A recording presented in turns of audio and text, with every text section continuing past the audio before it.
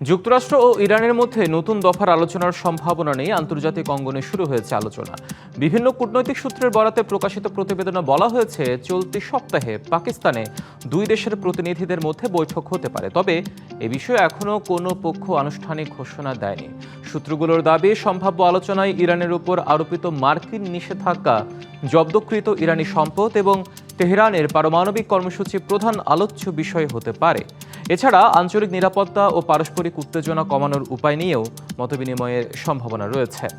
প্রতিবেদন অনুযায়ী পাকিস্তান ও কাতার মধ্যস্থতাকারীর ভূমিকা পালন করছে। কূটনৈতিক মহলের ধারণা, আলোচনার পরিবেশ ইতিবাচক থাকলে ভবিষ্যতে আরও উচ্চ পর্যায়ের বৈঠকের পথ সুগম হতে পারে।